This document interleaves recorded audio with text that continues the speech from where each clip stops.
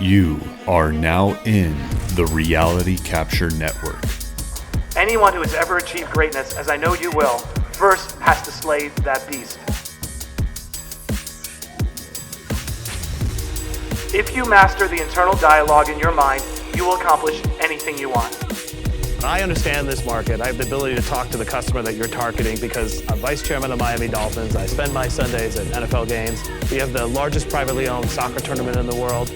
I would say to yourself, if you have a little bit of time to meditate and reflect, think about those lasting changes that are about optimizations that were revealed during this 8-week period. Those are going to stay with us. And does that open up new opportunities for you? All right, today we have Matt Higgins with us. Matt is known for several things. One common is reoccurring shark on Shark Tank. He's the CEO and co-founder of RSE Ventures, vice chairman of the Miami Dolphins and Hard Rock Stadium, business partner in VaynerMedia, and several other. So Matt, we welcome you to our network, and thanks for joining us today. Thanks for having me. So there are a couple things I'd like to touch on. One, I'll just give you the short story of kind of what our network and our podcast is about.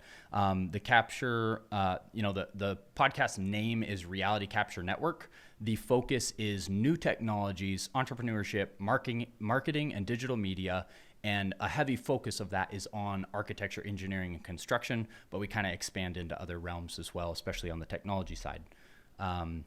So what I'd like to start with is introducing you to our network by letting you kind of give your short story. What's your background, where are you from, and then maybe the short story of what took you from childhood kind of to where you are today. Well, that's a lot to digest. I'm going to have to give you the Cliff Notes version. But Cliff Notes. I'm a lifelong New Yorker. I grew up in Queens, and a very kind of hard scrabble story, born to a single mom. And which has really defined who I've become and what I saw. I can't unsee from what I grew up in, and it just sort of drives me a lot, motivates me, not just to sort of a little bit of chip on my shoulder, but to also give back. So grew up in Queens, unconventional education. I was working nonstop as a kid, working at a deli on Woodhaven Boulevard in Queens, and working at a McDonald's, scraping gum and hawking flowers on street corners and handbags at the Roosevelt Field Flea Market, for those who may know, in Long Island. And then I had an epiphany early on that the system really wasn't set up for people like me, for people with an unconventional family at home, with a sick mother who was sort of in desperate poverty. And it was the first time I had a realization that when the system isn't set up for you, you need to kind of make up your own rules, right? And that you can either submit to the system and feel frustrated that it's not designed, right? How do you go to school from 8:30 a.m. to 2:30 p.m. when you're working overnight at a deli? Yeah. Or you could find another way. So I had an epiphany early on when I was a kid. I'm going to drop out of high school, I'm going to get my GED, and I'm going to go to college at 16 years old. And the reason why it was so important is, as a college student, you could put college student on your application and go from making, I think I was making $5 an hour at the deli, to making $10 an hour. That was the whole epiphany. And it was a really hard decision to make because everyone said you're going to be branded a loser for your entire life. It was just so unorthodox. But something inside me told me that when people don't have context into what you're dealing with or what you're facing, and also what you see out into the distance, very dangerous to outsource your intuition to another. Right? It was the first time I had to, as a kid, sit on the steps of Cardozo High School and say, like, all right, on the one hand, I've got the whole world telling me you're making a critical mistake, but on the other, they don't have any context into my personal life. They also don't see what I see. I see an opening. I see an arbitrage that I'm going to run through by taking this step. And I believe that a lifelong of success will enable me to basically cover up, the decision, right? The stigma of being a dropout will be erased by the track record that comes next. And so that's what I did. And that one decision set in motion a lifetime of being willing to be out on the bleeding edge and to be comfortable being alone for a while until other people catch up. And it's probably the most important thing I ever did in my life, because that, I think once you, I call it the reach, like once you sort of reach out into the distance and sort of try to make that leap when you're not really sure what's beneath you, but you do it and it works out, then you go further and further afield, right? Like you make bigger and bigger reaches. So the long and the short of the story, career in New York, I went from journalism to sports to overseeing the New York Jets. I eventually became press secretary to the mayor of New York on 9/11 and was one of the first employees to oversee the rebuilding of the Trade Center. transitioned into sports, ran the business of the Jets, and then went out on my own as an entrepreneur in partnership with Steve Ross. So my world is now, it used to be a hybrid. Now it's whatever the word is for dividing in 8 different ways. I'm sure one of the engineers that think. But my world is that thing that's bifurcated, it's an 8-fold. But I oversee the Dolphins as a vice chairman of the team on the business side. And then I, at the same time, have a private venture firm with Steve Ross, where we incubate, less so now, but in the early days, or we invest in companies, significant positions, where I like to think we supply the missing ingredient for that founder to go the rest of the way there, right? I like to be the missing puzzle piece, that one last piece. I'm kind of an anonymous puzzle piece, and like you can't really tell where it goes, but you know that once it fits, it makes the entire thing work. We have numerous companies in our portfolio, probably 20. So I think what makes us a little bit different, what makes me a little bit different, is that I architected my life from scratch. I built companies from scratch. So when I invest in a business with a founder, I'm not some analyst staring at a spreadsheet, although we need those too. But I know the answers aren't to be found in a spreadsheet. They're be found out there in the real world. And so I think it makes it a little bit different, very founder driven. And I'm on Shark Tank, which is just for fun. I love the show. And then I teach at a Harvard Business School on direct-to-consumer businesses. So a lot of different things, a lot of different balls in the air. And now I'm talking to you. Yeah, that's awesome. Well, let's jump into a couple questions while you're there on Shark Tank. I know that's one that obviously you're in front of a lot of people there. And like you mentioned, you've worked with VaynerMedia, your partners with Gary there. I want to hear a little bit about Shark Tank, and then maybe even a little on the media side. And I know you're working on LinkedIn and kind of getting even more in front of people, where maybe it seems like for a while that wasn't something you were pushing a lot.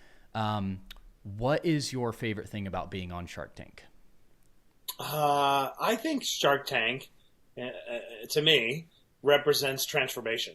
It represents transcendence, right? Like, take a step back. Think about what it takes to get onto Shark Tank. You have to apply. One of 40,000 people apply every year. They go through a really long process in terms of what you have to fill out and submit. These are often, mom and pop businesses, right? So some of the information is relatively sophisticated. Maybe your books aren't completely in order. You got to go through that. You have to have an idea that you're comfortable enough to put out to the world, right? Yep. You then have to go and wait on long lines for these casting calls, on and on and on. So just to get to the set of Shark Tank, you had to go through a transformation or a transcendence. So for me, it's like glorious to sit in front of somebody and watch them having gone through that and realize what they went through in their journey from employee to employer, right? That is amazing. So I look at my life as a relay race, right? And I'm that little baton that was being handed from one person to the next, to the next, to the next, being moved along my journey. And here I am, and there are probably 20 people that were pivotal that passed me to the next person, right? And played a role in getting here. Now I get to go back in time, right? And move that baton along. So I love that part. And then I love competing. Like, there's nothing nice about Shark Tank, right? Like, the competition's real.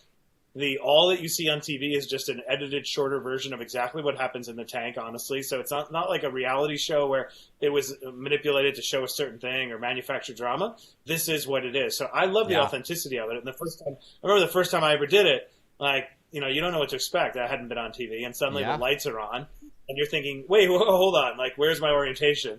And there is no orientation. You just get going. So I love it. I love doing the deals. I love competing. And then I love trying to compete to provide as much value to these entrepreneurs and at the same time win. I just did a great deal on the last episode I was on that involved a really cool outdoor kitchen that is the most tricked out tailgate device you could ever. Yeah. So it's called Tailgate and Go, and it was developed by this wonderful family in Colorado.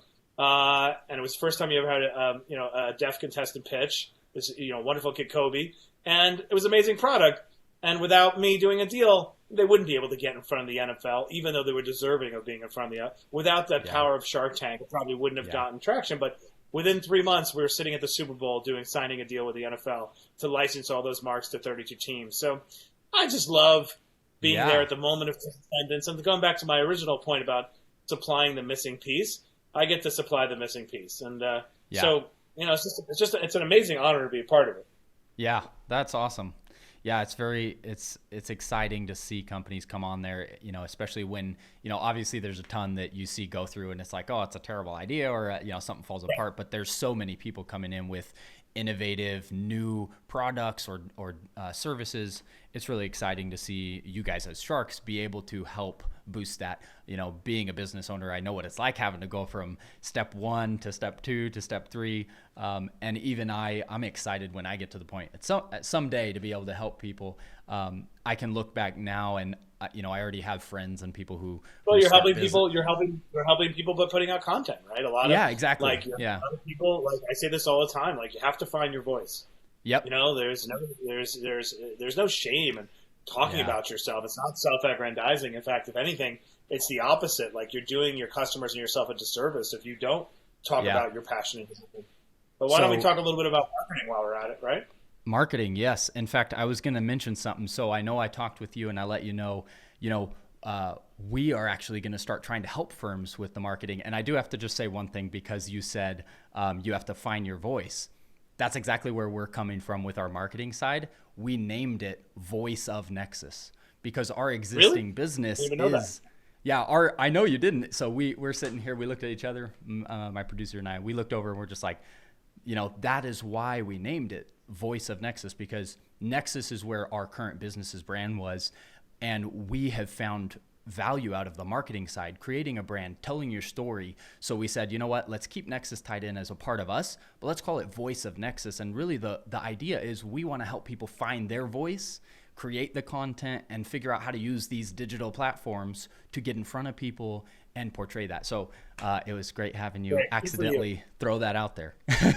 Well, you're on point, you're on trend, and I'm glad I was able to, you know, inadvertently come up with your name. So I appreciate it. But I feel really passionate about this topic. I've watched a transition take place over a number of years, right? And just to rewind, there was a period of time when the Garys of the world who are way out front about communicating and sharing all the details of their life, where you'd get a lot of eye rolls, especially from executives. Like, I don't want to be a Gary Vaynerchuk, and nobody cares what I had for breakfast. Like, and remember when people would say I sent out a Twitter, you know, like they would, you know, bastardize the name, and you know, same thing with Snapchat, whatever. We went through like a mocking phase of derision. That was sustainable until probably about 2-3 years ago, where suddenly, you know, we were faced with a dilemma. You could be a CEO that has a product or an idea, and you want to get that out to the marketplace. You could go the old way, which is to try to pitch a reporter to be interested in your product, right, and get them to be the filter by which you communicate. That's one path. Very inefficient and interdependent on someone else being your filter and agreeing to do the work. You could take out ads, right, which is fine but very expensive. You could try to develop an email marketing list, which is very effective and still to this day, but hard and expensive, and you need a digital presence. Or you can become your own content creator. And I think what would stop people is this sort of discomfort about, one, being seen, and two, feeling like you have something to say worthy of being seen and heard, right? And I'm finding that we're now in a phase where people are getting over that, where people realize it's not obnoxious or self-important to go ahead and tell your story. You're just sharing, right? I mean, there's a tone that matters, and there's a message that matters. But really, you should be asking yourself, what does my customer or my constituency, my partners, need to hear, and how can I provide a service by telling them what's important to them, right? To provide value.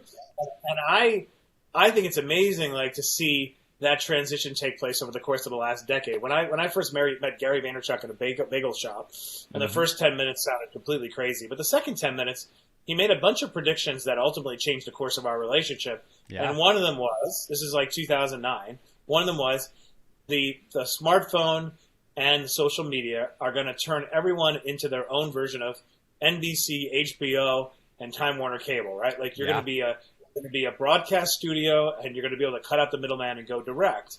And VaynerMedia was, you know, there in the early days of that.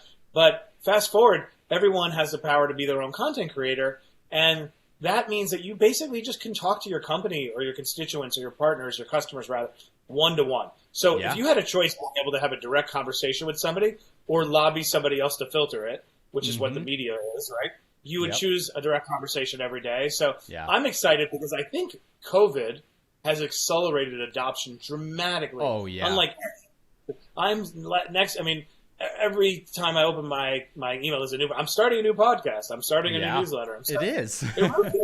It's kind of amazing because for the early adopters, I think it was probably a little bit hard to sort of be so out in front and be kind of maybe a little mocked or a little bit, doubted.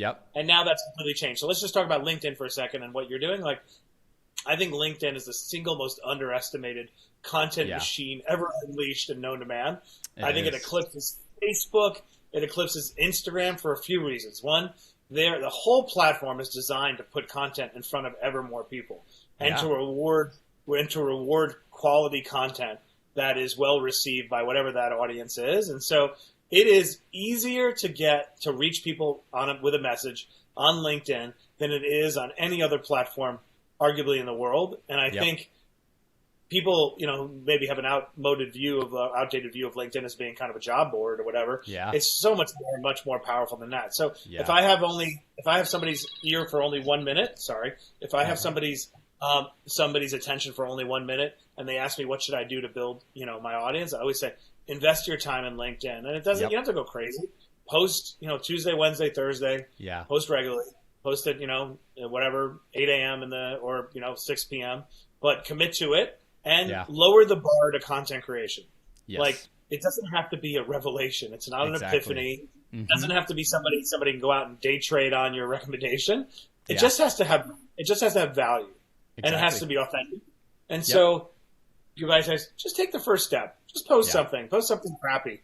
Just get going. So it's good that you're using your insights to teach other people because I think it's incredibly powerful and underestimated. Yep, it is. And you always get that response from people of like, well, I don't think it is, or I don't have time to do the post. So, and again, that's where we're trying to reach to people and say like, if it's more important for you to focus on something else, there are firms, which is why we're even starting, that will help you. Like for an incremental amount, you can have someone do the posting, create content, create articles, but there is still the personal side that you do lack if you yourself don't get on and interact some, which I see you do very well, and you write very well as well. No, I feel very strongly that if you want to understand a system, you first have to be a practitioner, right? Oh, yes. And the way you practitioners, you sit in the stream of information. So everything you see is me. I have Heather Harder on my team is amazing. I have an incredible head of director of comms and marketing, and we'll spitball and brainstorm ideas, and she'll edit my work or she'll make suggestions, and like we're doing it together. But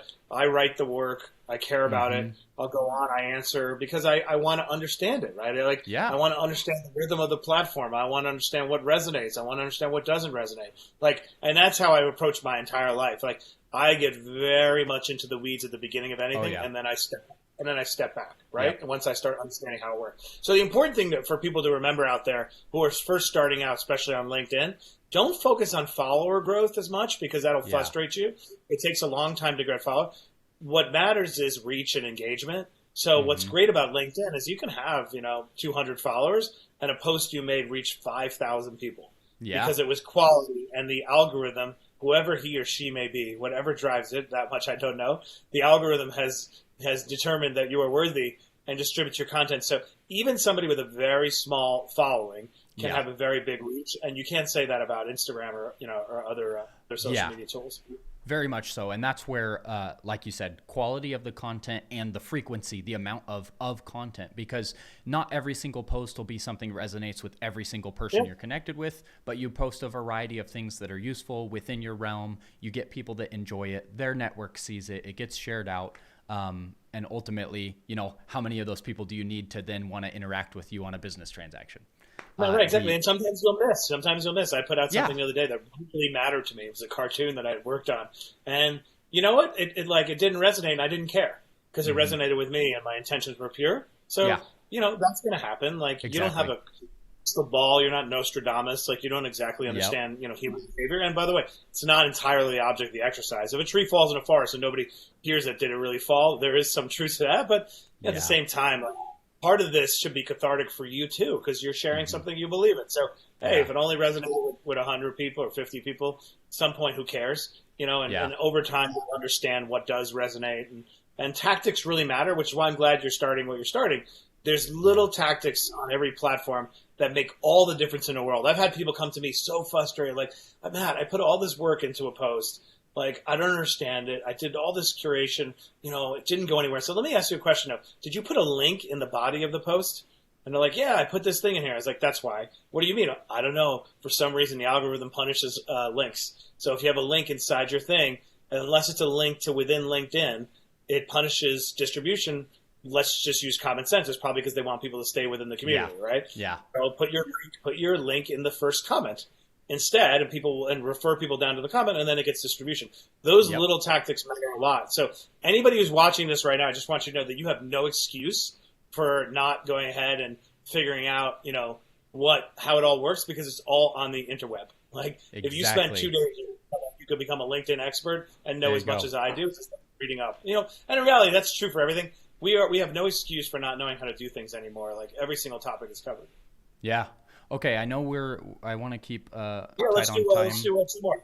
Yeah. So my next thing would be technology. Again, being some of our focus of our network, I'd love to ask a few questions around there. Yeah.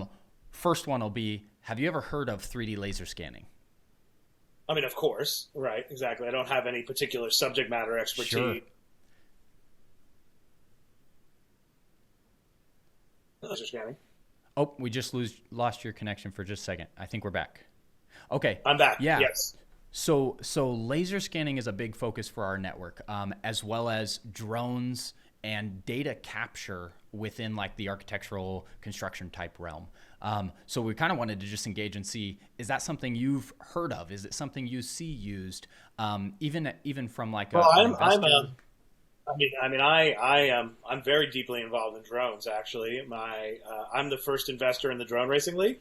Yep. So, which is a sport, for those who don't know, where we race drones against each other. We have the Guinness Book of World Records for the fastest drone, and we organize competitions all over the world with the highest, best trained drone pilots anywhere. But that basically have to navigate through these impossibly tight spaces with first person viewing with goggles. And what I love about the sport is, it's fun to create a sport from scratch and try to make it work, which is very hard. I don't recommend everybody at home try it, but once you get traction, it's amazing. And this was already happening from a hobbyist level, so we helped organize it. But two, the technical challenges that we have to overcome all the time to make it work are amazing. One, how to make faster drones, obviously, is one piece.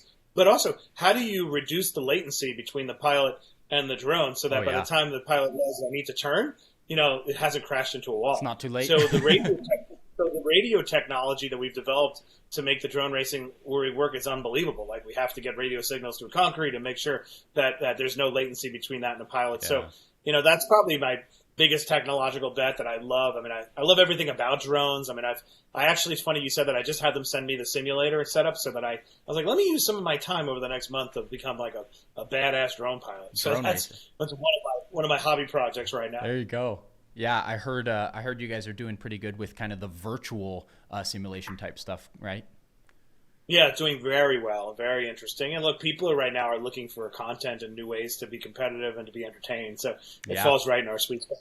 That's awesome. What about virtual reality? And this could be just a quick touch. Like, have you jumped in and kind of played with VR much, or seen some real world application out there?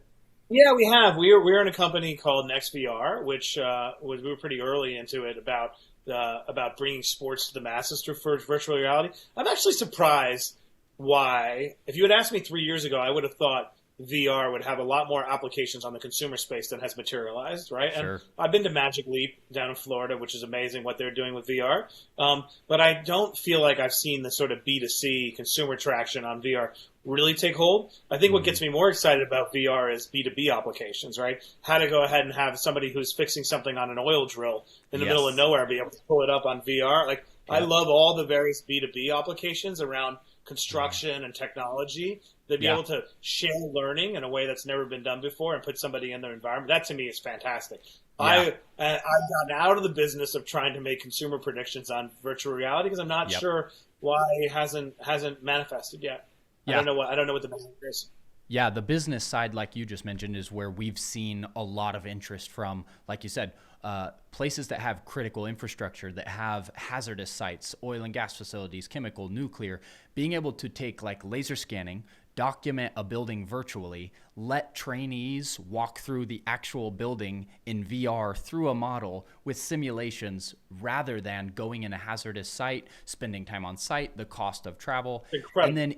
And then even taking that to a smaller level, that's the type of stuff we work on, where an airport, an office building is being renovated. And instead of working on old 2D drawings and plans, you laser scan the area. You give an architect and a mechanical engineer the digital replica of the building so that when they design, they can fit it to the actual structure that's there. And then again, let people actually see what the new building will look like before it's ever built. Make changes, prefabricate, reduce cost. So those are a lot of the areas that our network focuses within the technology space. I'm with you. I'm 100% with you. I think that B2B, especially around training, construction, engineering, it has unlimited application and is very excited. I just don't, and I think it's probably going to be the chicken and the egg, which comes first. I think the B2B will continue to become more robust, and there'll be some application that excites the minds around probably gaming in a more sophisticated way, I would think. But, even having gone to Magic Leap, and I got to meet I forgot her name, but the equivalent of Alexa, who's meant to guide me through this virtual world. I'm like, this is amazing. To me, that was actually the most interesting part of the entire presentation. But I just don't know on the consumer side, but the B2B side is very, very, very, very real. Awesome. Well, that's all I got from a pseudo futurist. That's all I know on this area. That's great. No, we just wanted to hear your input because, again, this is where our network, a lot of us are focused on this tech, but we see that the biggest struggle for us is the lack of knowledge. So we try to reach out and find out, like, who's heard about this stuff? Is there interest? Because once a client of ours finds out about the technology, they find that it's very useful, saving them time, it's improving safety. So, again, that's our point with this educational platform, is trying to make awareness of these new technologies and how they're used within the actual construction and infrastructure, jobs. And I would imagine where it takes place, the earliest adoption is where there's a big inefficiency between the amount of money and expense to get labor in a certain environment, right? Yeah. The ability to replicate that, and then second, to bring down mistakes, right, to improve quality control, which I'm sure is dramatically improved by, so those that will be the early adopters because there's the greatest amount of efficiencies and money to be saved, right? And then you can kind of move on. So I sense some industries, medicine eventually, right? Like they'll be maybe a little bit later to adopt it. Some of them are a little bit more resistant to change and innovation. So, but on the consumer side, I'm just not really sure when it'll take hold. All right, we got our last topic here, and this is just kind of more general to all businesses. Obviously, we're sitting here in the time of shutdown, the economy, the cities, the states. So maybe just touching a little bit here on ways we can encourage some of the businesses in our network that are out of work due to this, and maybe some of the leaders. So we'll start with just a couple questions. Let's start with leadership. What's a defensive action and an offensive action that leaders in a company should be making right now with what's going on? That's a great point. I mean, I think number one, I do believe showing up in a crisis is half the battle. Yep. And I think you need to just show up, right? And that's obvious. I think we're past that phase. Yeah. I think two, the object of the game is survival, is time, right? Whereas 2 months ago, the object of the game was path to profitability. Now it's length of survival and runway, right? Like everything is about extending your supply lines and your provisions to last you as long as humanly possible. So the first exercise with all my companies was, all right, how do we elongate our runway so that we can come out the other side of it, right? And I think that can be easy and intuitive for some people who have a kind of a defensive mindset, but I actually think it's a little harder for people who are optimistically wired because your assumptions tend to be more optimistic than pessimistic. So interestingly, the first phase of crisis management favors the defensive mindset because that person who already had dire predictions about the way the world was going to play out. And so I think it's important to take a step back and audit all your decision making to determine which one are you operating on old assumptions. So for example, I own a ton of restaurants and whatnot, and a key assumption is when will walk the line come back? When will people be back in our stores and buying as opposed to delivery? If we get that number wrong, and we're too optimistic, we could miss our end of our burn by 3-4 months and be out of business long before the economy ever recovered. So I do think, number one, audit your assumptions, and then focus on survival and running. When you're past that phase, I think a really important part of the process needs to be don't reflexively rush to rebuild the business that you had prior to COVID and say, how can I get my business? Ask yourself, if I were launching my business today, what business would I get? It's a nuanced point, but and I'll give a reason why it's so important. And a number of my different businesses where an opportunity emerged that wasn't even on the original pitch deck that we've been treating as like a sideshow. It's not really the main event because we built a ton of stores or we didn't. But then we, in this moment in time, we take a step back and say, wait a minute, that opportunity is actually higher margin, easier to scale. It doesn't require real estate or brick and mortar, like all the different conditions that are no longer favored in this universe. This sideshow, it should be the main event because it doesn't depend upon it, right? Exactly. So it's an important point to ask yourself, should I be pivoting? And then I think last one's probably more spiritual and emotional. You should ask yourself, like, what issues challenges that I'm facing were present before COVID or were caused by COVID? Because what I've found is some people have wanted to conflate the two and put them all into one big basket. Like everything is screwed because of the virus. And it's like, is that really true? Or did you have problems in your business that existed prior to? And do you have problems in your business that were caused? You need to address the former first before you can address the latter, right? You need to go ahead and deal with issues that already existed prior to the problem. Be really honest with you. Because here's the exciting part. We have all been stripped bare and brought to our knees by this crisis. We have no shame. We have nothing left to hold on to. We are all vulnerable and afraid, which opens up a tremendous opportunity for growth. So there's no shame in acknowledging, like, you know what? Like, my company wasn't built to scale, or I wasn't really that happy doing what I was doing before, or this really didn't make sense, or my team wasn't built the right way, and I need to make some changes. So, and then from that moment, when you've gone through this entire sequence, you could focus on the opportunity. And I'll leave this last point. I believe that successful people can always find a way. Like, I know, oh, Matt, you're giving bad advice. Some businesses are determined to fail. I'm not saying that the way they find a way is by doing exactly what they did before. I'm saying I believe every human being in every business has the capacity to iterate to an opportunity if you are open-minded. And that self-awareness is the greatest arbitrage we have in business and in our personal lives. So to any business out there that is struggling and you feel like you're doomed, I'd call bullshit on that. That I really think if you look at what you've done, if you were able to launch a business in the first place, and you had the courage to go out on your own, quit your job, assemble capital, leave your, miss your kids' soccer practices, you already went through all that pain. If your business is somewhere be rendered, dramatically affected by COVID, pivot. Find a way to go ahead and move into a different area and apply that same strength. Go back to basics, become scrappy again. So I refuse to accept that. The vast majority of businesses cannot find a way to sort of pivot, but what usually gets in the way is bad assumptions, a resistance to be self-aware, a refusal to acknowledge that things weren't going perfectly beforehand. So maybe it's an overly optimistic or Pollyannish view of the world, but I've seen it play out over and over and over again if you adopt that mindset. So. And I'm cheering for everybody out there. And I really, I'm sure a lot of folks that listen to you and watch you are in a tough spot with the construction industry and a lot of things seizing up. But I tell you, I'll leave you with this. I was the mayor's press secretary on September 11th, 2001. I was standing with the mayor soon after the towers struck. I spent 2 years of my life, every minute at ground zero, as probably the second employee of the rebuilding effort while the towers were still burning. Yeah. And what I found was the fear-based predictions we made at that time ended up not materializing. So what were the fear-based ones? We're never going to go in high rises again. Yeah. We're never going to feel safe again. We're just all these predictions, right? A year later, we had our optimistic spirits, rose again. But what we did hold on to were new learnings. We learned new learnings around security, around building construction, so that a core of a building does not melt and disintegrate, under enormous stress, like improvements in safety protocol. Obviously, we fought a war to try to beat back terrorism, right? The same will be true of COVID.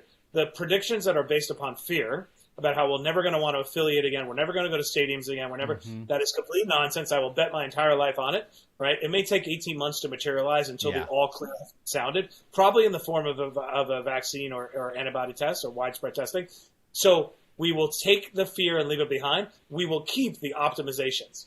So all you business owners, so ask yourself this. Some things that will change are every level of decision maker now feels like working from home is a viable option for some elements of it. That means real estate compositions are going to change dramatically. The bar to travel has now gone significantly higher. Decision makers like myself now feel comfortable doing a Zoom meeting. So think about it. You won't have to get on a plane anymore to pitch because the guy on the other end doesn't want to come to you either. And you're like, why don't we get on a video call? That seemed to work during the time of COVID. So I would say to yourself, if you have a little bit of time to meditate and reflect, think about those lasting changes that are about optimizations that were revealed during this 8-week period. Those are going to stay with us. And does that open up new opportunities for your business, right? Yeah. Like, you don't need to reopen your office space necessarily, right? Yeah. So all that overhead you were spending, just don't open your office again, right? You don't need to send your employees to those conferences anymore because virtual reality conferences are going to be what it's all about, right? Exactly. Like, why the hell am I getting on a plane again and spending all that money? So I don't know. My entire life, I came from dirt. I came from nothing. I'm always sure that there's a way, there's a hole, there's a path. You just got to sort of like unshackle yourself from all your old logic and open your eyes and go for it. Yeah. And I think this is a great time for people to do that and kind of relaunch where, in the day-to-day life, when there isn't something like this going on, so many people find it hard to unveil that curtain and kind of look in their peripherals. They're stuck in their day-to-day. So trying, using this as a reset time to learn and find ways to be innovative and be creative. That would be another piece of advice, a little bit of a tactic to your point. Like, audit your calendar. There should not be more than 3 scheduled things on your calendar a day during this period because you are wasting a tremendous opportunity to allow your mind to roam, right? Yeah. Like, today I violated that rule. I had like 6, 7 things. I'm like, no, this is a terrible day. I didn't do anything innovative. I didn't think. I was just only acting. And so, take advantage of this time. It's going to be over and you're going to lament that you wasted the opportunity. That's, I think, one of the biggest forms of cognitive dissonance that I predict that's going to happen is people lamenting, I didn't use that time well.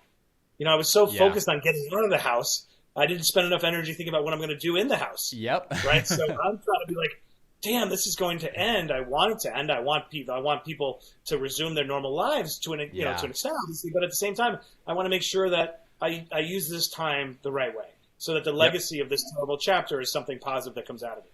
Everybody got to become your own little Isaac Newton who developed the theory of gravitation while in quarantine. Then you need to do what is your own universal theory of gravity.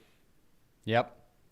Well, Matt, we thank you for joining us today. We respect your time, so we'll wrap up here.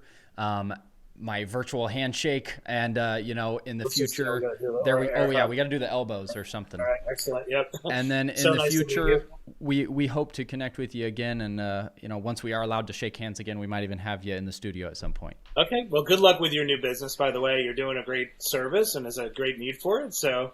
And now is a better time to launch it. So I want you to see, get your act together and get going already. Get out there. I want you to win at least 5 clients before the quarantine ends. So I'm next week. Now challenging you. All right, do it. All right. Well, thank you again, and we will talk to you again soon. Have a good one. All right, talk to you soon. Take care. Bye. Nexus 3D, bringing the future to you.